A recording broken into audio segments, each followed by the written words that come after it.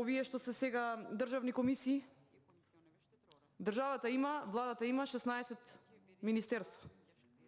Имаме толку комисии државни. И Европската унија ви даде препорака да се намалат. Вие што предлагате во овој закон? Да се намалат? Не. Не. Едно кон едно. Не се намалува бројот на државни комисии, напротив, имаме изброј на државни комисии со министерства.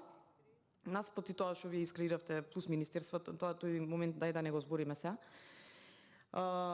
И испаѓа дека се прави еден паралелизам на самата влада. Значи 16 министерства и изброј на државни комисии. Значи, легитимно е да прашам дали со оваков предлог закон, и затоа не дозволуваме, значи јас го образложувам, иако не е изгласан дневниот ред, знам дека го прекршувам ова, свесна сум и ви кажувам отворено. Не е изгласан дневниот ред, ја не треба да навлезам во материјална расправа, но сакам да разберат граѓаните да не потоа лепите етикети, бойкотирачи, обструктори, па дури и дека претеруваме со процедурални забелешки, што првпат го слушам, нема ограничување на процедурални забелешки, вие председателке барем имате и од мене многу поголемо искуство, ја до сега немам слушнато дека има. Кога треба да се договараме, треба да не побарате пред да почне комисијата, а не своеглаво да терате работите во ова собрание. Убаво ве потсетив са бајле на Комисијата за европски прашања, кога сакате да се донесе закон со консензус, вие знаете многу добро да изнајдете начин како да се седне на маса и да се разговара. Законот за ОТА го донесовме со консензус и го гласавме заедно во ова собрание. Ама кога сакате да си протнете, а најчесто сакате да си протнете, не наоѓате начин за консензус. Дали со консензус се носи законот за попис? Не. Се носи во затворени врати, скриен од јавноста и од медиумите. Еве, ако лажам, баба лаже, трепнала не лаже. Јас лажам ли? Тоа е жива вистина. Ако е со консензус, ако толку чини законот, не требаше да е скриен од јавноста. Сите амандмани ги одбивте. Тоа ли е инклузивност на опозицијата? Тоа ли е транспарентност? Ваша што си удиравте во гради полна уста транспарентност? Тоа ли е транспарентност? Транспарентно, ајде. Еве, дали ве прашувам, со ова предлог законско решение би значало паралелен, дуален систем во државата. Дали со ова законско решение ги почитувате препораките на Европската унија? Во препораките, во изјавата за усогласеност, ви прочита претходно мојата колешка професорката Сијановска, ни една регулатива. Затоа што велам дека Р од регулатива имам, значи, подлога. Р од регулатива нема.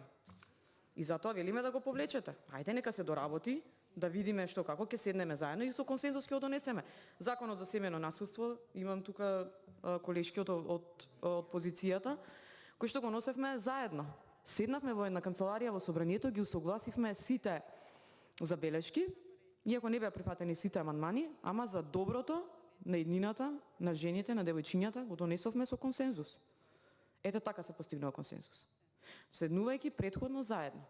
Да не се бламираме овдека, се одбива, па зашо не се одбива, па зашо не се прифаќа, па вака седнавме сите заедно во канцеларија, забелешка по забелешка, тој правен тим, овој правен тим, се усогласија и се донесе законот.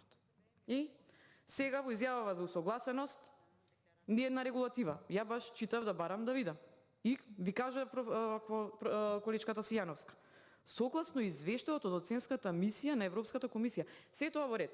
Значи јас сите препораки што ги дава Европската унија, ние ги прифаќаме, не само јас. Мислам сега јас зборам па реков јас.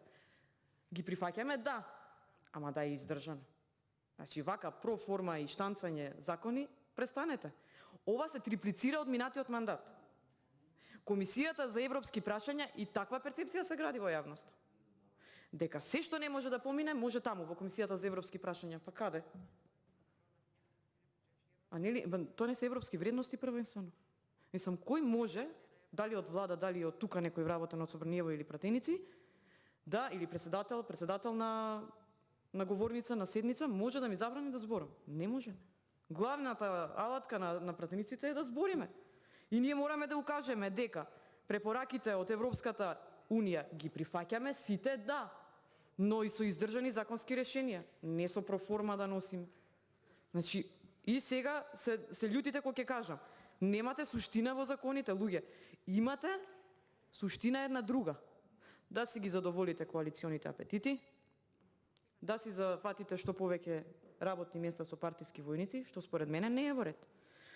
Јас не ја омаловажувам во овој момент ако кажам дека ова не е регулатива, ова стварно не е регулатива. Мислење согласно извештај, значи извештај на оценската мисија на Европската комисија за управни постапки и правда која се реализираше во 2018 година. Јас не ја омаловажувам важноста на овој извештај, нити на препораки, ама вие се повикувате на регулативи. Дајте да ги видиме регулативите. Ако не, трнете го законот од дневен ред, доработете го, вметнете ги регулативите што ги нема и што не постојат со кои што сте ги усогласиле законов и тогаш ќе работиме заедно. Инаку вака ќе си земаме ние процедурални, ќе излегуваме дека ние сме под наводници бојкотирачи и обструктори, а искажуваме суштински забелешки. Па дајте да не се мачиме. Нека биде се во ред. Јас сакам со консензус. Зашто да се мачиме по цел ден? Јас сега да треба да зборам, да се убедувам со вас да го повлечете. Едноставно е, повлечете го, ќе го доработите, ќе седнеме заедно пред да биде следното гласање и ќе го истераме со консензус. Инаку вака во ред ќе работиме, ќе земаме процедурални забелешки, затоа што имаме право, издржани ни се, суштински ни се, и ќе се изборуваме цел ден. И навистина јас влегувам во материјална расправа, го прекршувам фактички деловникот, но навистина имаме легитимни прашања кои што се отвараат со ова законско решение. Основната препорака на Европската Унија е да се намалат бројот на државни комисии. Вие не го намалувате. Па зашто понатаму да го прифаќаме ова законско решение? Зошто? Плюс големувате број на членови од 10 на 16 со сопредседател 17. И сега, па да, ама за да биде мојата процедурална издржана, за тоа морам да влезам. Инаку јас знам дека не треба да влезам, не е изгласан дневниот ред. Ние бараме од вас разумно да го повлечете законот, вие не сакате. Ние се мораме да се овдека да зборуваме, да објаснуваме за вие да го повлечете законот. Зошто? Значи, еве, препораките велите како може, дали според препораките, еве пример, и стандардите на Европската Унија треба во спротивно на закон да се продолжи мандатот на членовите за уште 5 години, кои што се избрани во 2018 година и има се уште актуелен мандат. Трето прекршување. Основното дека почитувате препораки на Европската Унија и дека вие гаите европски вредности, дека ние сме ретроградни и дека немаме европски вредности, ви паѓаат во вода. И знам, стаени сте во улога да браните нешто што не се брани луѓе. Не се брани ова, како да ви кажа, али се напаѓа. Се напаѓа и тоа жестоко треба да се нападне ова. Не знам со кое право ова го правите. И на нас, пратеници од опозицијата, па и на граѓаните. Не ли живот за сите? Ова ли е живот за сите, вашата перцепција за живот за сите? Не можам да разберам навистина. Предлагам да се повлече од дневен ред ова законско решение, како што каже и претходно мојот колега Дајанчо Евтимов, да го се преработи, реално регулативи да ставите, не проформа, сушност кажав дека не постојат, проформа е европското знаменце, само за да се скрати постапката, и тогаш со консензус да го донесеме. Во спротивно, ќе се докажуваме целта. Благодарам.